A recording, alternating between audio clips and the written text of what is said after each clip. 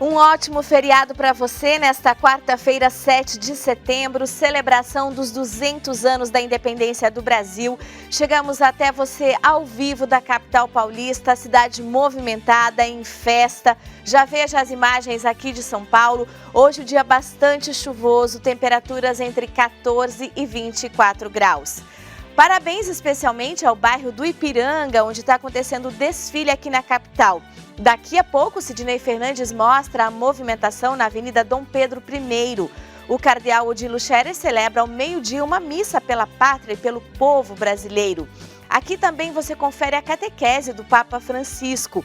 Vamos juntos até às 10 da manhã, mas agora tem um rápido intervalo. Saímos com imagens de Florianópolis, que vai ter céu nublado com chuva a qualquer hora e máxima de 20 graus.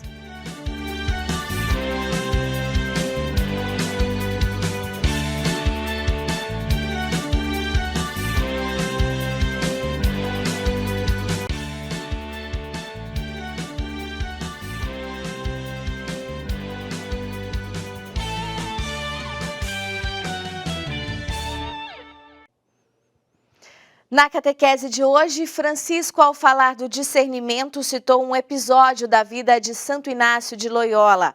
O Vaticano também divulgou o programa da viagem apostólica do Papa Francisco. A Danúbia Gleiser conta pra gente. Bom dia, Danúbia. Olá, Adelita, e a todos. Em seu discurso, o Papa falou de Santo Inácio de Loyola, que quando ferido na perna em batalha, aproveitou o tempo parado para ler. Ele gostava de contos de cavalaria, mas infelizmente em casa só havia vida de santos. Mesmo com um pouco de resistência, ele acabou lendo, ficando fascinado e refletindo. Em sua autobiografia diz: pensando nas coisas do mundo, sentia muito prazer, mas quando, por cansaço, as abandonava, sentia-se vazio e desiludido. Ao refletir estas palavras, disse Francisco que as coisas do mundo no início são atraentes, mas depois perdem o brilho e deixam o vazio. Os pensamentos de Deus, ao contrário, primeiro suscitam resistência, mas quando são aceitos, trazem uma paz desconhecida que perdura no tempo. E concluiu dizendo que o discernimento é a ajuda para reconhecer os sinais com que o Senhor se deixa encontrar nas situações inesperadas e desagradáveis, como foi para Inácio a ferida na perna. Delas podem nascer um encontro que muda a vida para sempre. Ao final da catequese, o Papa recordou que amanhã é a festa da Natividade da Virgem Maria e falou do desejo de expressar sua proximidade com todas as mães e rezou: La Madonna consoli tutte le madri e tutte le madri afflitte per la sofferenza. Que Nossa Senhora console todas as mães aflitas pelo sofrimento de seus filhos. E hoje, Adelita, a sala de imprensa do Vaticano divulgou o programa da visita pastoral do Papa Francisco a Matera, cidade italiana muito visitada por turistas e onde foram gravados vários filmes, entre eles Paixão de Cristo. O Papa vai para o encerramento do Congresso Eucarístico Nacional, que será no final de setembro. Entre as atividades estão uma missa e a oração do Ângelus no Estádio Municipal. Na oportunidade, Francisco vai doar um cálice para a Diocese de Matera. De Roma, Danúbia Gleiser para o Canção Nova Notícias, edição da manhã. Aqui em São Paulo, as comemorações pelos 200 anos da independência do Brasil acontecem no bairro do Ipiranga. O Sidney Fernandes está no local e tem as informações. Bom dia, Sidney. Como está a movimentação por aí? Bom dia, Adelita, e a todos que acompanham o Canção Nova Notícias. Um dia chuvoso aqui para celebrar os 200 anos da independência do Brasil. Esse bicentenário que estamos celebrando aí neste 7 de setembro. Nós estamos aqui nas imediações do Riacho do Ipiranga, na Avenida Dom Pedro I, onde ocorre desde as primeiras horas da manhã o desfile, as apresentações para celebrar os 200 anos da independência do Brasil. A movimentação por aqui começou bem cedo, ainda às 7h30 da manhã, teve a apresentação da banda do Exército Brasileiro e também houve o hasteamento da bandeira às margens do Riacho Ipiranga, com a presença dos Dragões da Independência. Como de costume, o governador do estado, Rodrigo Garcia, faz revistas às tropas do Exército e também foi tocado o hino da Independência. E olha só, a Prefeitura de São Paulo estima que mais de 10 mil pessoas participem aí das comemorações da Independência. Na parte da tarde tem ainda o espetáculo no Parque da Independência. O Museu do Ipiranga vai receber visita de trabalhadores da obra e seus familiares e também alunos de escolas públicas. À noite tem um show com 200 drones. Tudo isso para celebrar os 200 anos da Independência. A escola tem como objetivo levar os integrantes a sentirem-se motivados, demonstrando potencial pessoal e coletivo, capaz de alavancar a sua autoestima. A Escola Estadual Professor Milton da Silva Rodrigues tem como missão formar jovens autônomos, solidários e competentes, com ética e compromisso no desenvolvimento social, emocional e cognitivo, para que sejam indivíduos competentes, justos e humanos. Trabalho para você aí nessa chuva, Sidney. Daqui a pouco, ao meio-dia, o cardeal Odilo Scherer celebra uma missa pela pátria e pelo povo brasileiro. Ele comenta a celebração dos 200 anos da independência. A comemoração da independência do Brasil é ocasião para nos alegrarmos, porque a independência foi uma conquista e é uma conquista permanente. É claro que na história nós lembramos um momento ou vários momentos que realizaram a independência e deram início a uma história nova do nosso país, do nosso povo. Mas ao mesmo tempo é uma conquista permanente, na medida em que os frutos, os benefícios da independência do nosso Brasil devem chegar a todos. Vemos que ainda muitos brasileiros não podem dizer muito da independência do Brasil nas suas vidas, porque não sentiram os benefícios, continuam muito à margem dos benefícios, das liberdades, da dignidade da vida, da prosperidade material, econômica, da inserção na vida econômica, cultural e até mesmo das questões mais básicas da educação, da saúde, da moradia, do saneamento básico. Tudo isso faz parte também das conquistas de um Brasil independente, de um povo independente, que a comemoração do centenário, do bicentenário da independência nos lembre sempre do nosso compromisso permanente de lutarmos juntos, dando-nos as mãos, unindo esforços para que o Brasil seja um povo sempre mais independente, mas significando isso, um povo independente e no seu todo beneficiado por aquilo que significa a independência.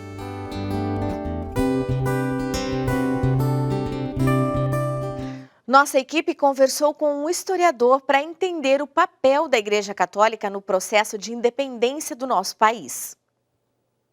A Igreja no Brasil, né, que na verdade é a Igreja no Império Português, na nação portuguesa, que ela é pluricontinental, ela é parte fundamental da formação do Estado português e da sua expansão marítima.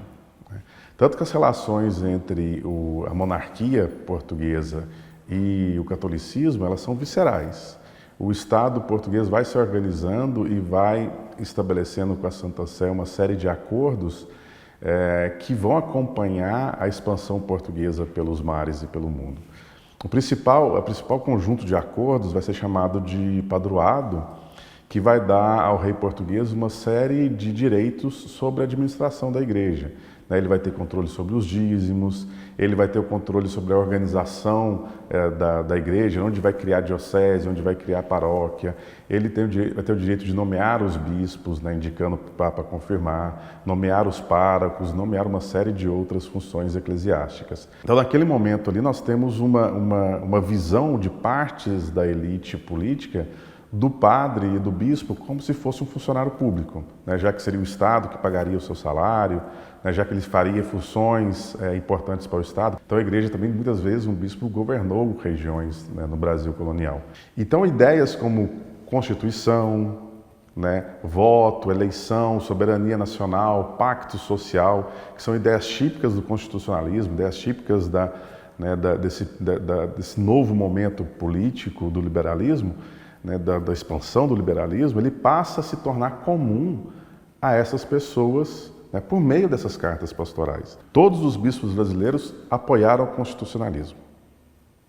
Todos eles eram constitucionalistas. Então apoiavam o fim da monarquia absoluta centralizada e o início de uma monarquia constitucional. Quase todos os bispos apoiaram a independência, né? Com exceção de quais? Daqueles que estavam contra a independência, apoiando o processo constitucional em Portugal. Então a igreja no Brasil, ela nasce no século...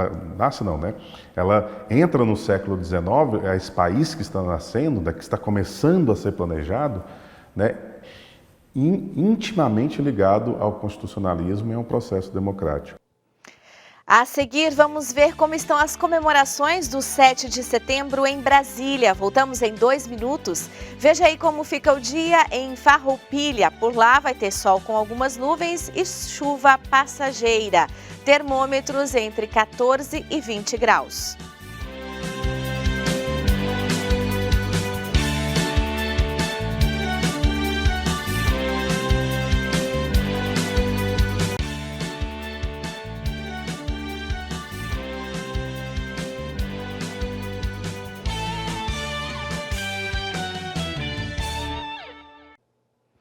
CN Notícias está de volta e vamos agora para a Esplanada dos Ministérios em Brasília, porque o Francisco Coelho acompanha o desfile em comemoração aos 200 anos da independência do Brasil. Bom dia, Francisco. Bom dia, Adelita, e a todos que acompanham o Canção Nova Notícias, edição da manhã. O desfile cívico-militar na Esplanada dos Ministérios em Brasília começa agora, neste momento, aqui. Devem passar cerca de 5.000 participantes desfilando, entre eles das Forças Armadas Brasileiras, Exército, Marinha, Aeronáutica e também do Corpo de Bombeiros Militar, do Distrito Federal, da Polícia Militar, além dos estudantes de escolas públicas aqui da região do Distrito Federal. Participam também desse desfile do bicentenário presidentes de outros países. O presidente de Portugal está aqui e representantes de países de língua portuguesa. O presidente da República, o vice-presidente, já está na tribuna aqui na Esplanada dos Ministérios. Depois do desfile cívico-militar, que deve seguir até às 11 da manhã, com a apresentação militar, que é o mais esperado, da Esquadrilha da Fumaça e também do Batalhão Motociclístico do Exército Brasileiro, deve ocorrer uma manifestação como ocorreu no ano passado, com a presença de caminhões. Mas o Exército Brasileiro solicitou o cadastramento e a entrada de caminhões nessa área da esplanada ao governo do Distrito Federal. Mas a Secretaria de Segurança Pública aqui do Distrito Federal disse que o prazo para essa solicitação tinha acabado e por isso os caminhões não puderam passar para entrar nessa área do desfile. O esquema de segurança por aqui é forte, principalmente na área da Praça dos Três Poderes, onde ficam o Supremo Tribunal Federal, o Palácio do Planalto e também o Congresso Nacional. Para entrar por aqui, todos os participantes, a população, tiveram que passar por um esquema forte de revista para evitar qualquer contratempo. Aqui pessoas de todo o país participam desse evento do Bicentenário, que começou à meia-noite com uma queima de fogos na Torre de TV de Brasília. Adelita, eu volto com você nos estúdios aí em São Paulo. Muito obrigada, Francisco. E além do grito de Dom Pedro I, que declarou o Brasil independente, um outro som ecoou pela capital paulista, a de um sino, que marcou a chegada do futuro imperador na cidade. O sino da independência, como ficou conhecido, atualmente está aqui na igreja de São Geraldo, na zona oeste da capital paulista. São mais de 2 toneladas distribuídas em 1,75 de altura por 1,70 de diâmetro. Ele foi fundido em 1820 por Francisco Chagas Sampaio. No sino, além do nome do autor, foram gravadas as armas do Reino de Portugal e um fragmento do Salmo 150. Ele foi tombado pelo Conselho de Defesa do Patrimônio Histórico Estadual em 1972. No ano da independência, ele ficava na antiga Catedral da Sé, na época a torre mais alta de São Paulo. Quando demolida em 1913 para dar lugar à igreja atual, o sino da Independência foi para o Mosteiro da Luz, até chegar aqui nesta igreja em 1942. Flávio Rogério, de São Paulo, para o CN Notícias, edição da manhã.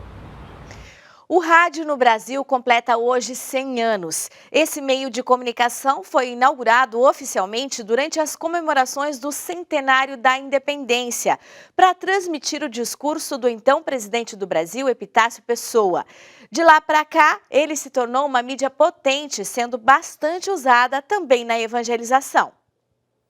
A igreja devagar foi percebendo também a necessidade da evangelização pelo rádio, tanto que a Rádio Vaticano, inaugurada em 1931, ela foi, na verdade, montada por Marconi. No Brasil, naturalmente, o rádio veio depois, nós estamos aí celebrando o bicentenário, mas a igreja foi também se servindo lentamente, talvez outros transmitiram missas antes de nós termos concessões próprias.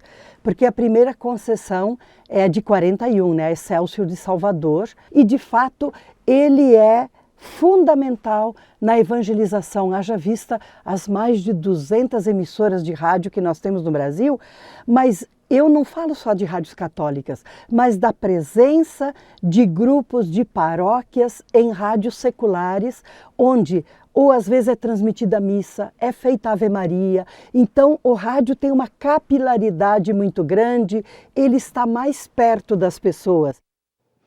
A seguir vamos conhecer o Palácio de Queluz em Portugal, a gente volta já. Agora vemos o céu de Belo Horizonte, por lá dia de sol com algumas nuvens, mas não chove. A máxima chega aos 26 graus.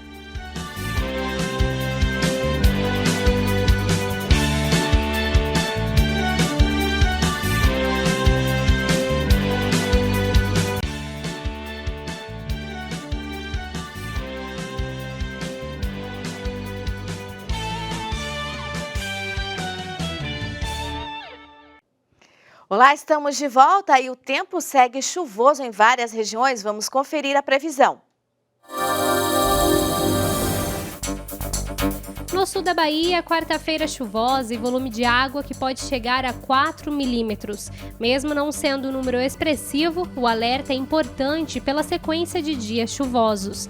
Na costa leste do Rio Grande do Norte a Pernambuco, o tempo segue instável e tem tempestades no norte e oeste do Amazonas e Pará, com ventos de moderada intensidade. As temperaturas seguem elevadas na capital do Tocantins, máxima que pode chegar a 35 graus. Calorão também à tarde em áreas do centro-oeste. Cuiabá registra maior temperatura, 39 graus. No centro do Brasil, a chuva será isolada por áreas do Mato Grosso do Sul, São Paulo, sul de Minas Gerais e do Rio de Janeiro. No sul, mais uma frente fria se aproxima, com chuvas e a circulação de ventos nos 3 estados. Hoje, o sol ainda não vai deixar o dia muito quente. As máximas atingem os 24 graus em Porto Alegre e 29 no Rio de Janeiro. Nossa equipe em Portugal mostra o Palácio Nacional de Queluz, cenário de importantes transformações e moradia da família real. Quem visita o Palácio Nacional de Queluz depara-se com a grandiosidade e riqueza dos seus detalhes arquitetônicos e artísticos, passando pelos estilos do barroco, rococó e neoclassicismo. Do século XVIII para o XIX, o palácio foi cenário de importantes transformações e habitação da família real, até a partida para o Brasil, a quando das invasões francesas, em 1807. A partir daí, novos rumos para o Reino de Portugal e futuro Império Brasileiro. A música e o lazer marcaram intensamente a vida do palácio, tanto no seu interior como no exterior. Nos jardins, a família real passeava de gôndola ao longo do Canal dos Azulejos com a orquestra a tocar. Ao redor, a corte se divertia com jogos e merenda, inclusive consumindo frutas tropicais vindas de outros continentes. Aqui tivemos uma rainha, a nossa primeira rainha de Portugal, mulher, a reinar efetivamente, ocorreu neste palácio. Na Capela Real havia missas diárias e um marco era a religiosidade de Dona Maria I, mãe de Dom João VI, que se achava na obrigação de rezar pelos seus súditos.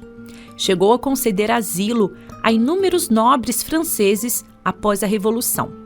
No mesmo local aconteciam os batizados reais, como o de Dom Pedro IV e I do Brasil. Prosseguindo pelos corredores do palácio, um dos locais mais esperados, o quarto Dom Quixote, onde nasceu em 1798 e morreu o primeiro imperador brasileiro. O Brasil, que antigamente era apenas uma colónia de Portugal, ascendeu então a um reino como um reino irmão. Passou então a ser concluído o termo Reino de Portugal, Brasil e Algarves. Após abdicar do trono do novo império, retorna a Portugal a fim de defender a coroa portuguesa em novos princípios liberais. Dom Pedro nasceu no seio de uma família absolutista, obviamente, ainda como acontecia em toda a Europa. E Dom Pedro foi o grande mentor, no fundo, também da grande transformação de um movimento que era libertador desse antigo regime em Portugal. Aos 36 anos morre, com o reconhecimento de nobres e dos mais simples.